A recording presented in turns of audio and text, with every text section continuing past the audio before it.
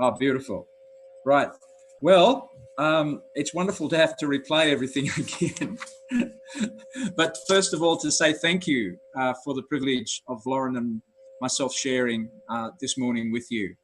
And it's extraordinary, isn't it, that we have the power of Zoom to draw us together. It's a beautiful thing, and it's one of the true blessings that's happened at this time with our time in the middle of this virus epidemic. And in fact, that's where I want to take you to right now, our world this morning.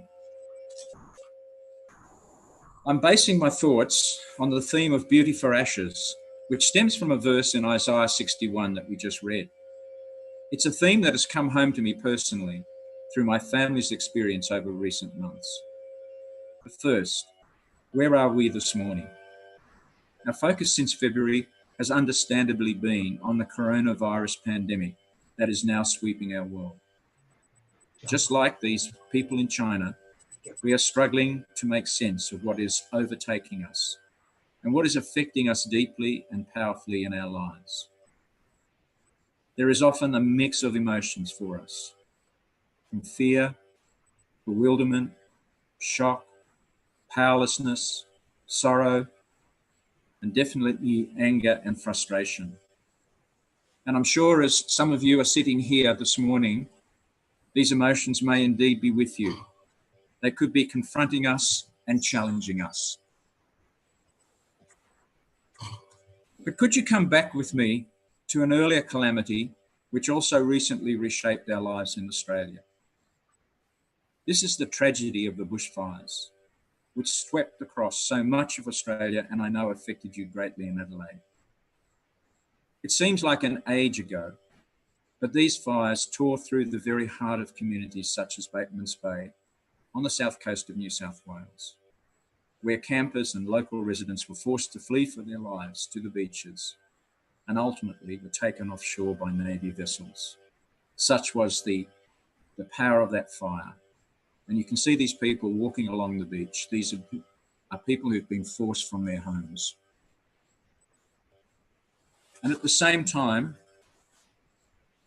there was unflinching heroism where our firefighters risked and in some cases gave their lives to save our lives and our homes. Through their actions and selfless contribution, the spirit of what it means to live in our sunburnt country was again openly revealed to us. But all this came home to my family personally in November 2019. In the centre of this photo, with his back to us, is my brother Ian, who is a brother in Christ. He is standing in the ashes of his house and block at Nana Glen near Coffs Harbour, just 2 to 3 kilometres away from Russell Crowe's place. He had one day's warning that a massive fire was approaching. So with the help of a neighbour and his son Sean, he had just enough space to salvage a few of his most precious possessions. At 2 p.m. on Tuesday, the 12th of November, the verges on both sides of his Ellen's Quarry Road were burning. There are tall trees there. They were all on fire. And then a fireball swept up his northern gully and incinerated his home, workshed, and 2-acre block. The truly brave firefighters nearby said they were powerless to prevent the destruction. So intense was the blaze that engulfed his property. They said it had a roar like an express train. Now, my brother Ian is a wood sculptor, making exquisite tables and creations from rosewood and spotted gum that actors Russell Crowe and Jack Thompson have purchased. He's lived there for nearly 4 decades and is a committed environmentalist, appreciating every shrub, tree and plant on his block, not to mention the kangaroos that graze there or the birds that nest there, some of which he knows personally. As you well realise, what happened to Ian happened to many thousands of other Australians in this drought and bushfire crisis. At least Ian did not lose his life or precious livestock or a fully working farm. But all of us who know and love him can sense the shock and heart-rending loss he feels standing there. I know his house well, having stayed there on a range of occasions and walked up and down those steps that he's standing on many times. And I have to say to you this morning, this sense of loss is wrenching because the familiar is suddenly gone. The things and circumstances we've relied upon are no longer there. Our sense of who we are and how we're going to continue to live our lives is also in major meltdown. It feels as though we're stepping into a very dark place without a light. And this feeling of emptiness and pain can truly be overwhelming. So what happens to your faith when events such as these touch you so massively? As you stand in the ashes, it seems just so unfair at that moment that you can easily ask, where is God in this? This is a question that all of us who believe have to confront in some way at different points in our life journey to the kingdom. Our personal ashes may not be as literal as in Ian's experience, but they're mirrored in the same sense of the loss we feel. For example, when we lose someone precious to us through death, or even when we lose a beloved animal companion. I lost my horse Ben about 18 months ago. He had grown very close to me and I to him. And the pain of that separation was very, very great.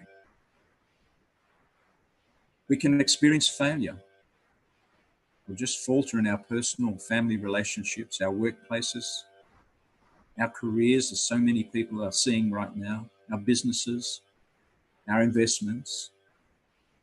All of these things can surround us and confront us.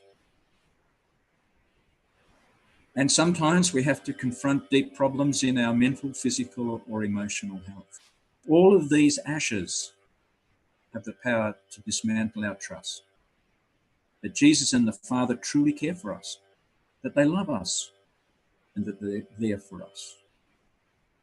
And these circumstances can leave us there in the ashes, just like these pictures of Ian's water tank on the left, or the remains of his truck bell, which had a great connection emotionally to him because when he and his wife Lindley were first married, they lived in the back of Bell.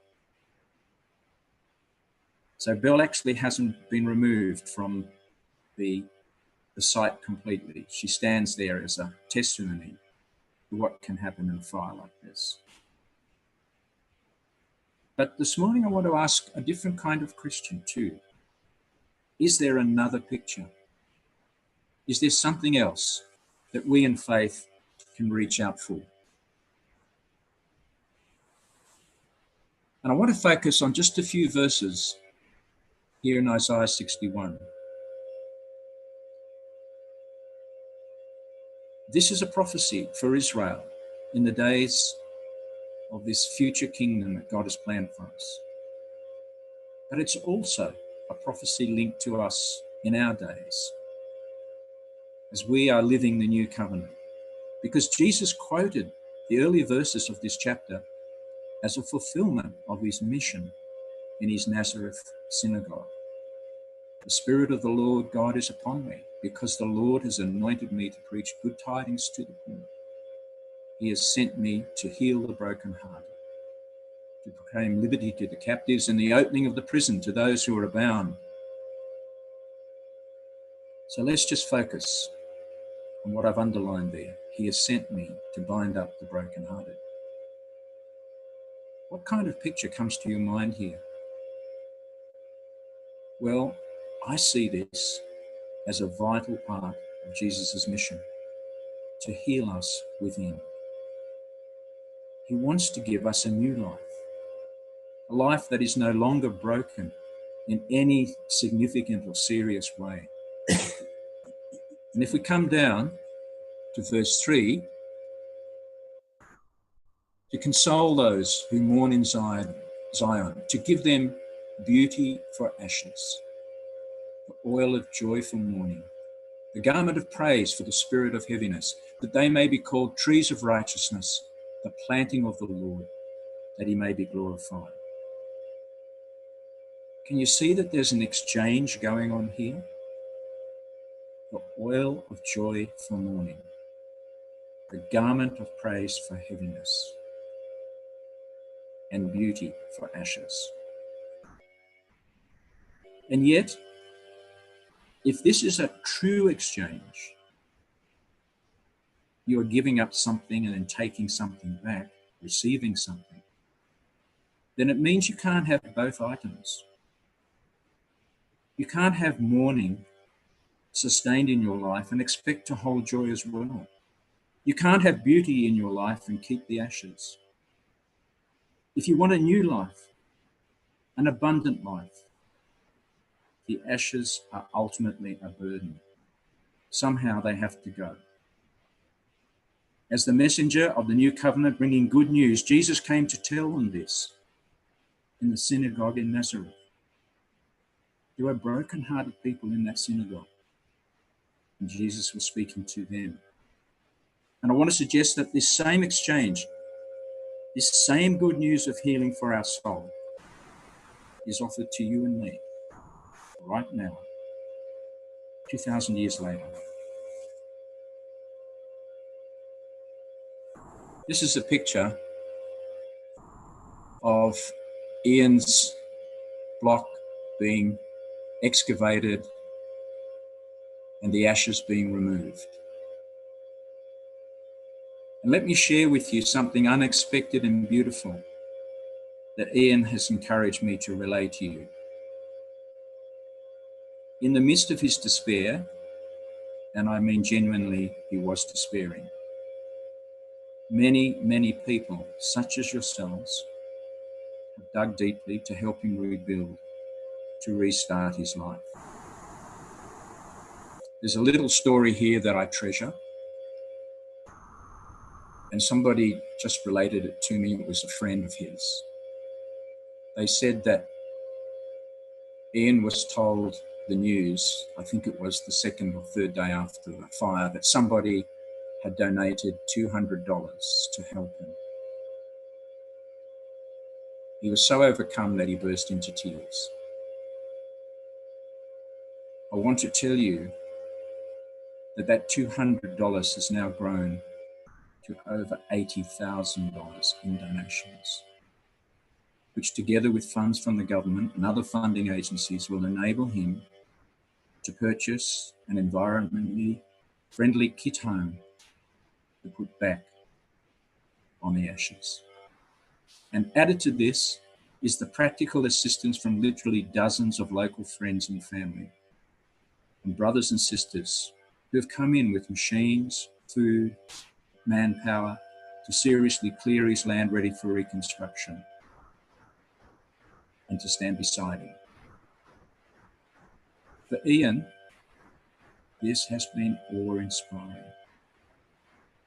In some ways, Ian was living a little bit like a hermit existence until this fire swept through his land. And I want to share with you something he actually wrote. Your generosity has been overwhelming, and I want to thank you from the bottom of my heart.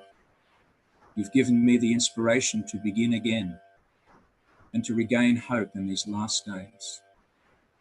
As brothers and sisters and friends threw their arms around me, I felt the embrace of God.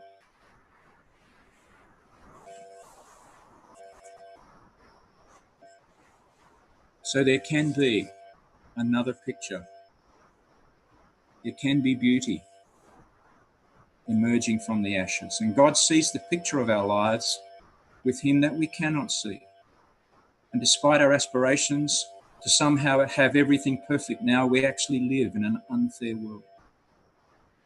This is the last days of Adam's world, and Christ's world is coming soon. But as we confront that unfairness, we're renewed again just to realize that this is not a place where we're going to remain. God says that the race is not always to the swift or the battle to the mighty. That's unfair. The elder brother in the parable of the prodigal son saw his father's grace as unfair in welcoming home his brother who had squandered his inheritance. The greed and extravagant consumption of humanity generally is plundering our planet's environment to the unfair detriment of our children and grandchildren if Christ remains away. You know, somebody sent me an amazing photo of planet Earth, this beautiful blue orb in the skies, traveling through the universe. And underneath was this set of lines. It just simply said, Mother Nature has sent us to our rooms to think about what we've done. And the other picture that God is saying to us as believers is that he is going to change everything. And so let's tie some final thoughts together. How can we make all this real for us? Well, I want to come back to Jesus and some other words that he said to us. He says, come to me, all you who labor and are heavy laden. And I know you know these words really well. But he's saying these words because he wants to give us peace. He says, I will give you rest. Take my yoke upon you and learn from me, for I am gentle and lowly in heart, and you will find rest for your souls. For my yoke is easy and my burden is light. And so we can ask Jesus, we can come to him through the power of his Father's Spirit to show us where we need healing. The joy and peace that comes with a healed soul is a vital part of our spirit, soul, and body journey to the kingdom. It's truly beauty for ashes. And as Bruce said in his prayer, it can be a witness to ourselves and to others of the presence and power of Jesus and the Father in our lives. So whatever ashes you're carrying this morning, there's no time like the present to begin your steps towards healing. I know my brother Ian has an unflinching desire to raise something new from his ashes. And I really trust that each of you this morning can take Jesus at his word. So in these quiet moments, in a few moments now, as we accept the bread and wine, let's take some thoughts with the burdens that we might be carrying and give those burdens to him. Let's be free from them and rediscover that joy is part of an abundant life, the life he died to give us. After we break bread, we're going to be singing hymn 212. And there's just a beautiful line there that I want to share with you as I close now.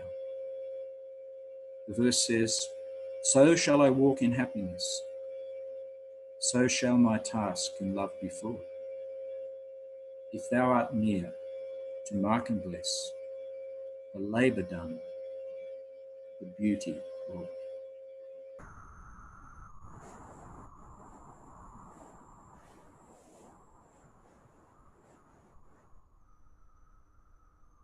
Thanks, Bruce. All right. Thank you, Geoff. We're on? Yep.